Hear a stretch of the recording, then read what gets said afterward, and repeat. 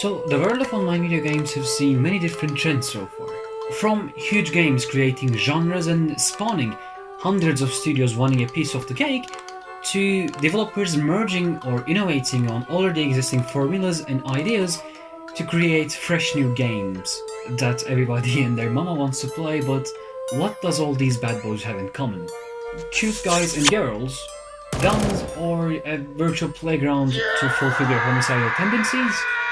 Well, not exactly.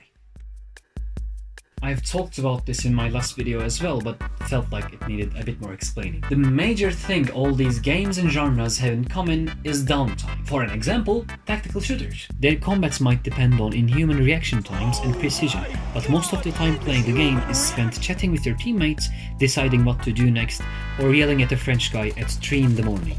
Why do you even play this game, dude? The way to win games is through communication, and on top of tactical shooter talk, we have a ton of downtime where we can just banter and develop bonds and become best friends and meet up in real life and realize we were being catfished by a lonely robot this whole time. What I'm trying to say is, tactical shooters allows players to socialize. I can call my British friend, who lives on the other side of the continent, and impale people while shooting bullets into their dead carcass without risking any damage to me or my team, because the core gameplay lets me do it.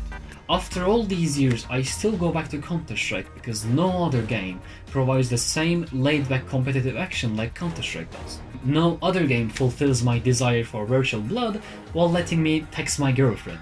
I love it, but the other side of the coin is not as shiny. It's dirty as hell intact. What the fuck is intact, dude? It's infect.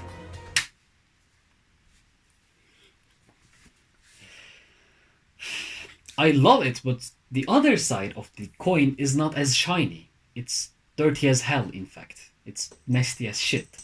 Because if you live in the EU like I do, and get into a team of people from all over the place, some with really broken English, some without any English, you're straight up fucked. Not only you can't communicate properly as a team, you can't even chat with your teammates to have fun while getting obliterated by 5 Russian guys, drinking vodka and having a blast pounding your team. Let's be fair now, it's not as bad as it was anymore. The community has developed a Counter-Strike language over the years. My Norwegian friend Tommy doesn't need to know exactly what my friend Ilter, who lives down the street here, says when he says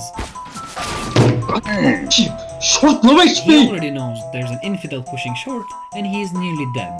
The only other problem than not being able to properly communicate with your team is the fact that you have to communicate with them for at least 40 minutes of your life. There's some really stupid people playing these games with the sole purposes of ruining it for others. Griefing, yelling at you from the bottom of the scoreboard and just being a pain in the ass overall. You can't run away from these people, they're everywhere. And the amount of time and dedication which is needed to get through a match makes this even worse. That in itself might be a big reason why Battle Royale games have risen so much in popularity, taking a big portion of Counter-Strike's player base. When having only one friend is enough to play the game in a social and fun manner, the toxic community leaves the equation. Since most Battle Royale games make the player run around looting deserted buildings and stuff, downtime is the core the whole game revolves around. PUBG just turns into a 25-minute road trip with occasional fights sprinkled on top. And it's not only tactical games and Battle Royale games. If you look into any huge gaming thing from the past, you will see communication is the main thing. Survival games, Minecraft, World of Warcraft, League of Legends, Dota, countless iterations of Counter-Strike, scouting around Cherno with your best friend, punching some trees for your castle with your little brother, waiting to find a match while your friend hand feeds you some popcorn, yelling at your healer while doing a hectic raid. It's not the act of killing which makes us play games, nor the tension of survival or the countless meta games. It's each other. Since the days of blue shells and exploding chairs, video games have been a social act. It's never about the game when you're playing it with friends. That's why we hear, well, everything is fun with friends when people talk about lackluster multiplayer games, because it really is.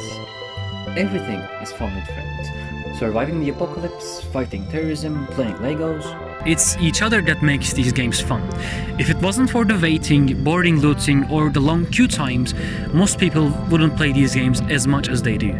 And most online friends wouldn't be as close as they are. Video games are just like all the shit you used to do with friends back when you were 12. You would not try to climb a tree and trespass the abandoned quarry on your own, but when you have two more 12-year-old boys by your side, shit changes. Just like that tree, video games provide a challenge for us to beat and bring us together.